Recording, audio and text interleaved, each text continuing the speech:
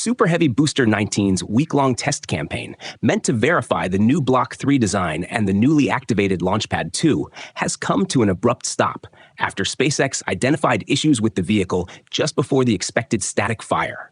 To understand what exactly happened and how soon the booster can return to testing, we need to look at the events of the past few days in sequence. The campaign began early Sunday morning with the rollout of Super Heavy Booster 19 to the launch site. After arriving at Launchpad 2, the booster was positioned beside the launch tower, where teams began a series of pre-lift checks using the tower's chopstick arms. These operations also marked the first practical verification of several upgrades introduced with the Block 3 Super Heavy boosters. One of the most visible of these changes is the move from 4 grid fins to 3. Analysis of flight data from earlier missions indicated that 3 fins would provide sufficient aerodynamic control during descent and the return to launch site maneuver. Removing 1 fin reduces structural mass and slightly lowers ascent drag, improving payload performance and overall efficiency. Another related change is the removal of the dedicated booster lifting lugs previously located between the grid fins. On earlier boosters, these lugs served 2 roles: acting as lifting points during ground handling, and as the structural interfaces where the tower's catch arms engaged the returning booster. On Block 3 boosters, these load-bearing interfaces are integrated into 2 opposing grid fins, meaning that in addition to their primary role in aerodynamic control, the fins now also function as lifting points and tower catch interfaces. Before stacking, teams performed a brief interface verification and controlled load test using the tower arms. The arms were positioned beneath the grid fins and pressed firmly against the fin-integrated catch lugs, deliberately applying load to the interface. This allowed engineers to confirm alignment between the tower arms and the fins, verify that structural loads transfer correctly into the booster body, and observe how the fins respond under compressive force. The test also provides feedback on the tower arm actuators and carriage system when the interface is under load. Validating this interaction ensures the tower arms can safely support the booster during stacking and future catch operations. Following the load test, engineers climbed onto the tower arms to inspect the catch interfaces, contact surfaces, and the carriage-to-tower connection, checking for deformation, misalignment, or surface damage, and documenting the contact points with photographs to confirm proper load distribution.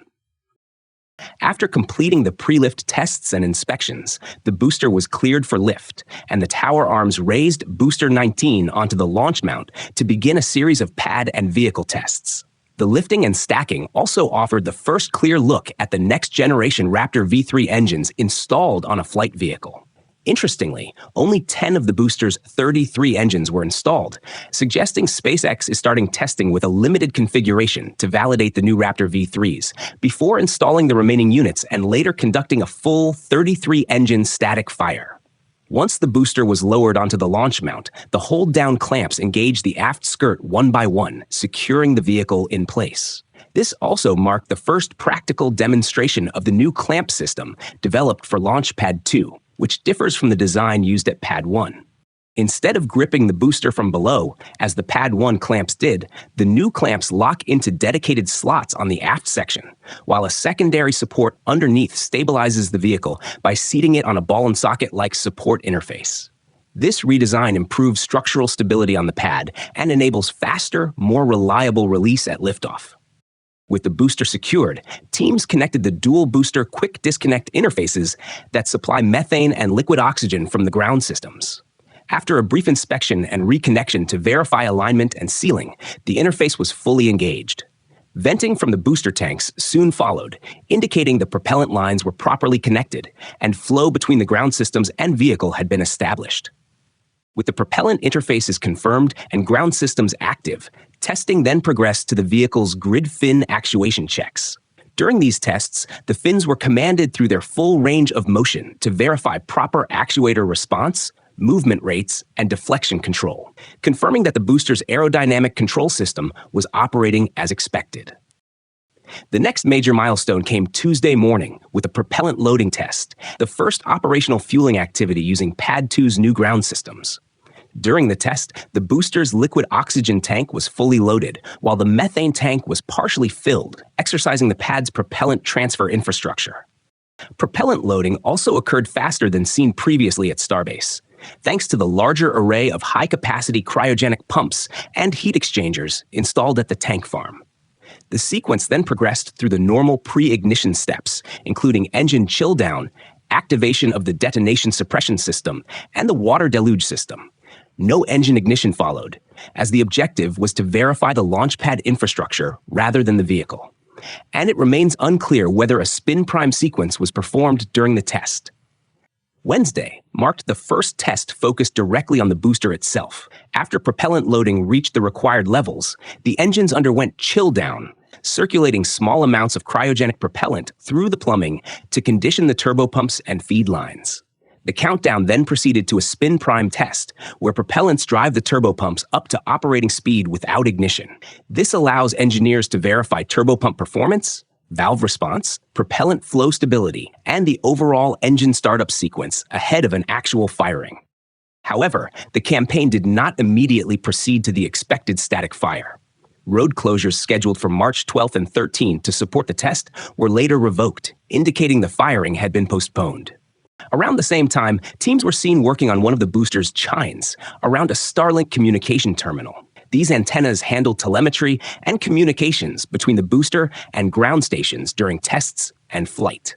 Activity around these systems suggested engineers might be addressing a relatively minor communications or avionics issue. But the situation changed early Friday morning when Booster 19 was lifted off the launch mount and placed onto the booster transport stand, confirming that additional work was required before static fire could proceed. This move is likely related to the design of Launch Pad 2. Unlike Pad 1, where technicians can access the booster's underside while it remains on the mount, Pad 2's flame trench and diverter configuration block direct access beneath the vehicle. Any work on engines or aft section hardware, therefore, requires lifting the booster off the mount. Because the removal happened immediately after the spin prime test, it is possible engineers identified an issue during that operation, such as an anomaly in turbopump performance, valve response, or propellant flow within the engine plumbing, requiring closer inspection of the engine section. As of the time of editing this video, no transportation closures have been scheduled to move the booster back to the production site. That suggests engineers believe the required work can likely be completed at the launch site. If so, Booster 19 could return to the launch mount soon to resume static fire preparations. Otherwise, the vehicle may need to be transported back to the production facility, which would delay the static fire and potentially push the timeline for Flight 12. Meanwhile, Flight 12's upper stage, Ship 39, has completed cryo-proof testing, validating the Block 3 ship's plumbing and structural integrity. The campaign also tested the landing pins and both flaps using the new structural test setup. I've covered the full campaign in a previous video linked in the description, explaining why these tests matter and how they simulate the real flight and landing stresses experienced by the vehicle.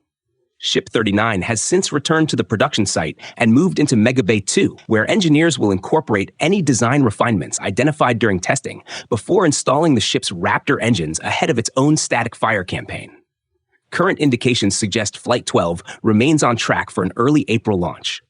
A recent SpaceX FCC filing requesting authority to deploy Starlink mass simulators further supports this timeline, pointing to April 7 as the earliest realistic launch opportunity. Elon Musk has also referenced a similar timeframe, reinforcing the early April window. Now, let's discuss the latest updates from the world of science and technology. NASA has awarded a sole source contract to United Launch Alliance to adapt the Centaur 5 upper stage, originally developed for the Vulcan rocket, as the new second stage for the Artemis program Space Launch System rocket. Until now, the SLS Block 1 configuration relied on the Interim Cryogenic Propulsion Stage, or ICPS, a modified delta cryogenic second stage built by ULA, to perform the translunar injection burn that sends the Orion spacecraft from Earth orbit toward the Moon. This configuration flew successfully on Artemis 1 in November 2022. NASA originally planned to upgrade the rocket to the Block 1B configuration using Boeing's Exploration Upper Stage, which is powered by 4 RL-10 engines and has been under development since 2014 to deliver heavier payloads to lunar orbit, beginning with Artemis 4. However, the Exploration Upper Stage program faced manufacturing delays, quality issues, and major cost overruns. NASA watchdog reports warned the project was becoming far more expensive than originally planned. On February 27th, NASA canceled the exploration upper stage and the Block 1B upgrade, choosing instead to standardize SLS on a simplified, near Block 1 configuration to reduce complexity, accelerate production, improve safety margins, and increase Artemis launch cadence. The agency then evaluated commercially available upper stages, including ULA's Centaur V and Blue Origin's New Glenn upper stage. The New Glenn option was ultimately rejected because it uses methane and liquid oxygen propellants, which would require major modifications to SLS ground infrastructure. Its larger size would also force relocation of the crew access arm, redesign of umbilical connections, and structural changes to the mobile launcher, along with a full qualification campaign that would push Artemis IV beyond its schedule window. As a result, Centaur V emerged as the only practical option. The stage uses two RL-10 engines, among the most flight-proven upper stage engines ever built, and the same liquid hydrogen and liquid oxygen propellants used by ICPS. Shared avionics architecture, flight software, and propulsion heritage allow Centaur to integrate with Orion and existing SLS ground systems at Kennedy Space Center, with only minor modifications. NASA concluded that adapting this proven stage avoids the cost and schedule risks of developing an entirely new upper stage, while still meeting Artemis performance requirements. Under the new plan, ULA will modify and qualify Centaur V for SLS, with the stage expected to debut on Artemis IV, currently targeted for early 2028. By adopting a commercially derived upper stage with proven heritage, NASA aims to stabilize the SLS architecture and move closer to launching roughly one Artemis mission per year, supporting long-term human presence on the Moon. Amazon has asked the Federal Communications Commission to reject SpaceX's proposal to deploy up to 1 million satellites in low Earth orbit, arguing the plan lacks technical detail and raises major regulatory and orbital management concerns. In a proposal filed earlier this year, SpaceX requested approval to operate up to 1 million satellites as part of an orbital data center network designed to support broadband connectivity, along with space-based computing and AI processing.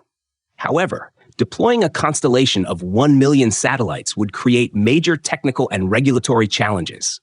Such a system would dramatically increase the number of objects in low Earth orbit, complicating collision avoidance, orbital traffic management, and coordination with other satellite operators. These concerns have drawn opposition from Amazon, which is developing its own satellite internet network, Amazon LEO. In a petition to the FCC, the company argued that SpaceX's application lacks key technical information required under licensing rules, including detailed satellite design specifications and full radio frequency parameters for the constellation. Amazon noted that the spacecraft remain under development and that the filing describes only a small set of representative satellites. Amazon also questioned how a network of 1 million satellites could safely operate in low Earth orbit, saying the application provides only general statements on collision avoidance and interference mitigation, rather than detailed analysis.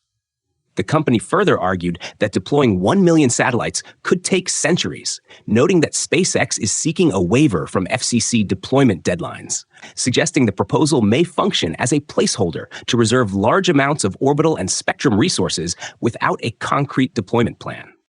Responding to the petition, FCC Chairman Brendan Carr pushed back, saying Amazon should focus on the fact that its LEO constellation is expected to fall roughly 1,000 satellites short of meeting its upcoming deployment milestone, rather than spending time and resources filing petitions against companies placing thousands of satellites into orbit.